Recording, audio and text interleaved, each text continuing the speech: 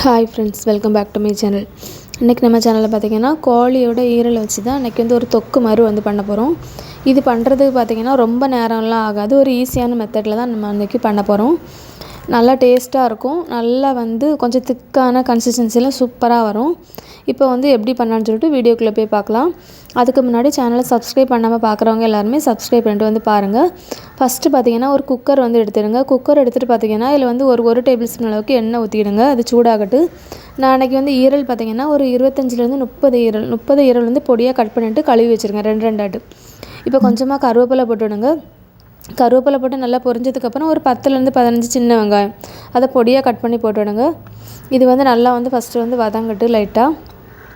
இப்போ நல்லா வதங்கியாச்சு. வதங்கினதுக்கப்புறம் பார்த்திங்கன்னா ஒரு டேபிள் ஸ்பூன் அளவுக்கு இஞ்சி பூண்டு பேஸ்ட் இது இடித்து போட்டுவிடுங்க. அப்போ தான் டேஸ்ட் நல்லாயிருக்கும்.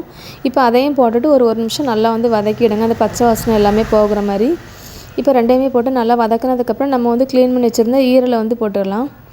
ஈரலை போட்டுட்டு ரொம்ப நேரம் ஃப்ரை பண்ண வேண்டாம். எல்லாமே சேர்ந்து ஒன்றா மிக்ஸ் ஆன போதும். அந்த உள்ளி இஞ்சி பூண்டு பேஸ்ட்டு எல்லாமே ஒன்றா மிக்ஸ் ஆகிற மாதிரி நல்லா கிண்டி விட்டுடுங்க. இப்போ நல்லா கிண்டி விட்டாச்சு. இதுக்கப்புறம் மசாலா பொடியெல்லாம் ஆட் பண்ணிடலாம். இப்போ பார்த்திங்கன்னா ஒரு 1/4 டீஸ்பூன் அளவுக்கு ஜீரக பொடி போட்டுவிடுங்க. ஒரு டீஸ்பூன் அளவுக்கு வத்தல் பொடி, ஒரு 1/2 டீஸ்பூன் அளவுக்கு மஞ்சள் பொடி.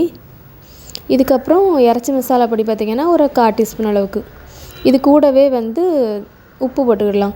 நம்ம தண்ணி எதுவுமே இதில் ஆட் பண்ணலை. ஏன்னா அந்த ஈரல்லேருந்து நம்ம கழுவுனதுக்கப்புறம் அதுலேருந்தே தண்ணி வரும், அதனால தான். இப்போ எல்லாமே போட்டு நல்லா மிக்ஸ் பண்ணிடுங்க. மிக்ஸ் பண்ணதுக்கப்புறம் பார்த்திங்கன்னா கரெக்டாக ஒரு விசில் அடித்து எடுத்துவிடுங்க. இப்போ ஈரல் நமக்கு நல்லா வெந்துடும். நம்ம சீக்கிரமாகவே இதை பண்ணிடலாம். அதனால தான் நம்ம இந்த மாதிரி பண்ணுறோம். இப்போ ஓப்பன் பண்ணி எடுத்துக்கலாம். இப்போ ஈரல் நல்லா வெந்துட்டு இந்த தண்ணி மட்டும் நமக்கு ட்ரை ஆனால் போதும். அதனால் ஒரு பேன் எடுத்துடுங்க. பேன் எடுத்துகிட்டு நம்ம வச்சுருந்தது எல்லாமே இதில் ஊற்றிடலாம்.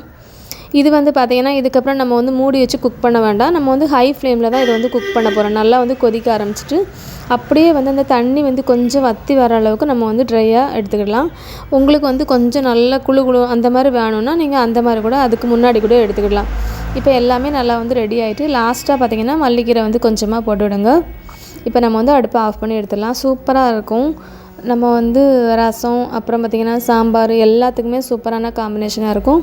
கண்டிப்பாக நீங்களும் இந்த ரெசிபியை ட்ரை பண்ணி பாருங்கள். இந்த வீடியோ உங்களுக்கு பிடிச்சிருந்துச்சுன்னா லைக் பண்ணுங்கள், ஷேர் பண்ணுங்கள், கமெண்ட் பண்ணுங்கள், சப்ஸ்கிரைப் பண்ணுங்கள். தேங்க்ஸ் ஃபார் வாட்சிங்.